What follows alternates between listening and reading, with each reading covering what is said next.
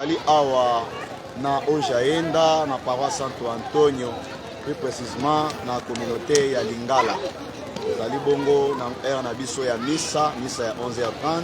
Wana misa na biso ya Lingala nde linko banda. Bongo ngai oyo azali koloba na bino nazali moko ya bayembi ya Chorale Amour de Deus, chorale oyo ekosalisa biso na loyembo lelo. Epi nazali pe moko ya responsable ya armée des petits anges, et puis nazali vice-président ya commission des jeunes. Natombeli na bino bipai binso lomingo lolamu bolanda biso malamu na misa malelo. Merci na banso. Président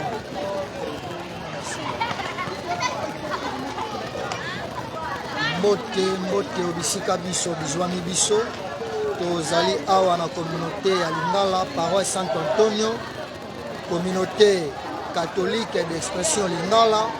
Tozali awa pona bolengeli bobandimisa na biso awa bokolanda biso en direct totomboli bino tosambela na bino elongo boyei bolamu okati ya groupe tope tozali kosambela ensemble. Donc merci beaucoup. Oazwi maloba sikoyo azali moko ya bayembi ya Chorale Boboto ainsi que président ya commission des jeunes. Donc totombeli bino dimanche elamu obisika biso ezwami bino nde tozali komata deja po ya kobanda misa na biso.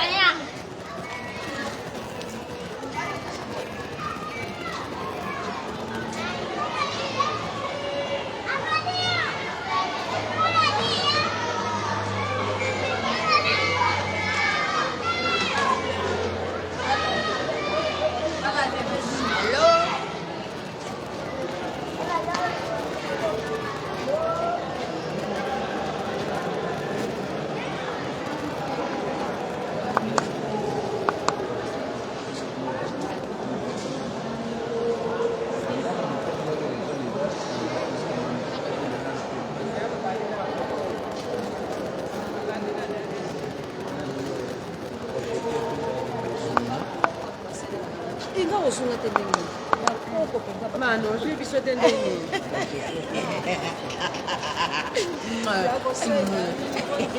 Bonne fête.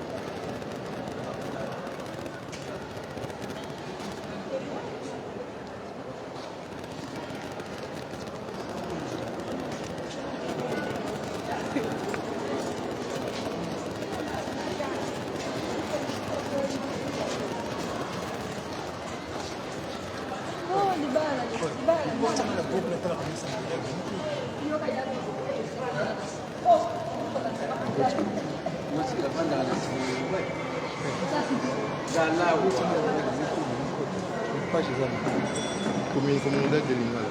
Na YouTube?